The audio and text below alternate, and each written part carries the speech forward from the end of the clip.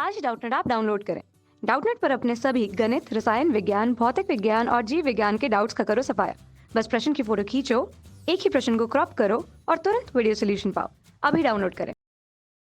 नमस्कार दोस्तों, प्रश्न है जीवन की उत्पत्ति की आधुनिक परिकल्पना का वर्णन कीजिए। तो दोस्तों, इसे आधुनिक सिद्धांत भी कहते हैं, इसे जीव रसायनवाद भी कहते हैं तथा इसे ओपेरिन हेल्डानेवाद भी कहते हैं। Alexander Ivanovich Oparin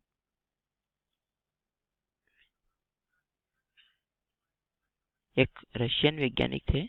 Alexander Ivanovich Oparin एक रशियन के वैज्ञानिक थे। इन्होंने सन 1936 में ओरिजिन ऑफ लाइफ नाम की पुस्तक लिखी। ओरिजिन ऑफ लाइफ, जीवन की उत्पत्ति की इस बात की व्याख्या इन्होंने इस पुस्तक में भौतिकवाद तथा पदार्थवाद के नाम से की। हालांकि इस पुस्तक का जो प्रकाशन है वो पूर्व में ही हो चुका था। इनके द्वारा ही इस बात का प्रकाशन इनके द्वारा 1924 में किया गया था। जेबीएस हेल्डाने ने जेबीएस हेल्डाने ये एक अंग्रेज वैज्ञानिक थे जिन्होंने 1957 में भारतीय नागरिकता स्वीकार कर भुवनेश्वर में अपना जीवन बिताया। दोनों ने जीवन की उत्पत्ति के संबंध में समान विचार प्रस्तुत किए। इन दोनों वैज्ञानिकों के अनुसार आज से करोड़ों वर्ष पूर्व जीवन की उत्पत्ति विभिन्न प्रकार के रासायनिक पदार्थों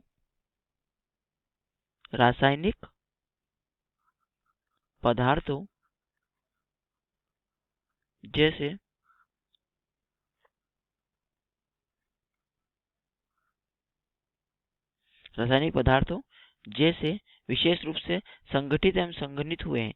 जीवित कोशिकाओं की उत्पत्ति डीएनए, आरएनए, प्रोटीन्स आदि जटिल रासायनिक पदार्थों की उत्पत्ति हुई है।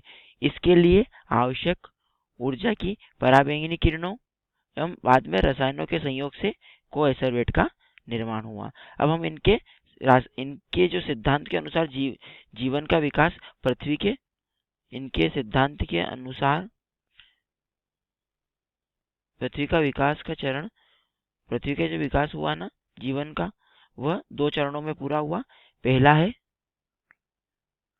रासायनिक विकास, जिसके अंतर्गत रसायनों का एवं अन्य घटकों का निर्माण हुआ। एवं दूसरा भाग है जैविक अथवा कार्बनिक विकास, इसके अंतर्गत जैविक पदार्थों का निर्माण हुआ। जैविक अथवा कार्बनिक विकास।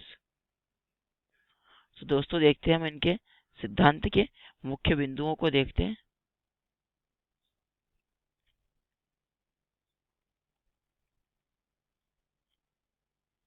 कि इनके मुख्य सिद्धांत के मुख्य बिंदु क्या क्या है। हम सर्वप्रथम बात करते हैं रासायनिक विकास की। रासायनिक विकास के अंतर्गत जो इन्होंने मुख्य बिंदु पहला दिया वो दिया था परमाणु की अवस्था। इन्होंने सर्वप्रथम समझाया कि परमाणु की अवस्था क्या है तथा दूसरा मुख्य बिंदु अणुओं की उत्पत्ति था। अणुओं की उत्पत्ति एवं जो तीसरा बिंदु था वह था सरल यौगिकों का निर्माण।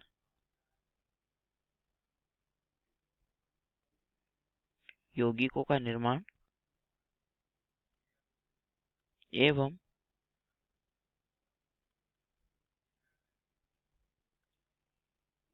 चौथा भाग था समुद्र, नदी, झीलों, पर्वतों आदि का निर्माण,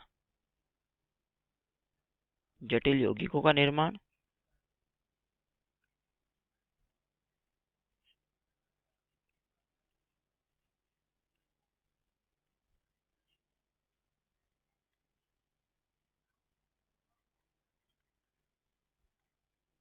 एवं अगला जो मुख्य बिंदु इन्होंने दिया था वह था जैविक अथवा कार्बनिक विकास। अब हम बात करते हैं जैविक एवं कार्बनिक विकास की। ये जो मुख्य बिंदु थे सभी रासायनिक के थे।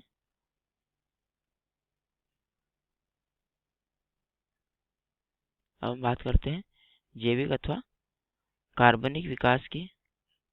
इसके अंतर्गत इन्होंने कोएसरवेट्स का निर्माण करा।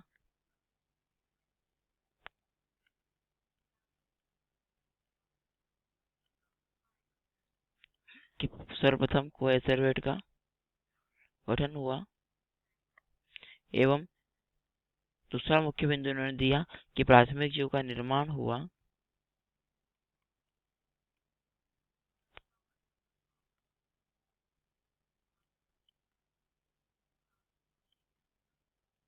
एवं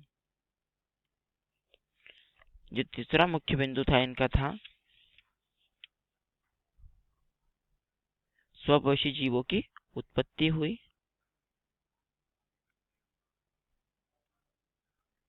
कि स्वपोषी जीवों की उत्पत्ति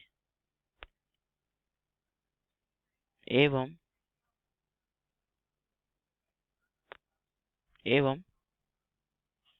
यूकेरियोटिक कोशिका की उत्पत्ति हुई। फिर यूकेरियोटिक कोशिका की उत्पत्ति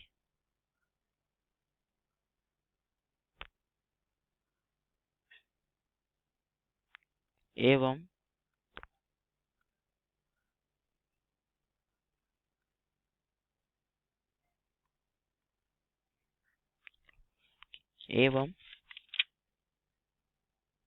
अन्य ग्रहों पर जीवन की संभावना हुई। दोस्तों हम इसे एक बार पुनः संक्षिप्त में समझते हैं। इनके अनुसार जो जीवन की उत्पत्ति हुई थी वह दो पदार्थों से हुई थी। पहला पदार्थ था जिसे हम कहते हैं रासायनिक विकास तथा दूसरा जैविक कार्बनिक विकास। अब हम सर्वप्रथम बात करते हैं रासायनिक पदार्थों की। इसके अंतर्गत आते हैं परमाणु अवस्था, अणुओं की उत्पत्ति हुई, सरल यौगिकों का निर्माण हुआ, समुद्र, नदी, पर्वत, नाले इत्यादि का निर्माण हुआ, फिर जटिल यौगिकों का निर्माण हुआ। अब हम बात करते हैं जैविक कार्बनिक विकास की। इसके अंतर्गत सर्वप्रथम कोएसरवेट्स का निर्माण हुआ। कोएसरवेट्स के पश्चात प्राथमिक जीव का निर्माण हुआ, फिर स्वपोषी जीवों की उत्पत्ति हुई, फिर यूकेरियोटिक कोशिका की उत्पत्ति हुई। इस प्रकार इन्होंने पूरे जैव विकास के चक्र को समझाया है।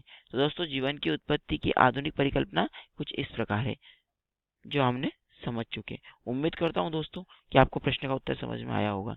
धन्यवाद। कक्षा 6 से 12वीं से लेकर नीट, IIT, जेईई वो एडवांस के लेवल तक 1 करोड़ से ज्यादा छात्रों का भरोसा। आज ही डाउनलोड करें डाउटनेट ऐप या व्हाट्सएप करें अपने सारे डाउट्स 8400 400 400 पर।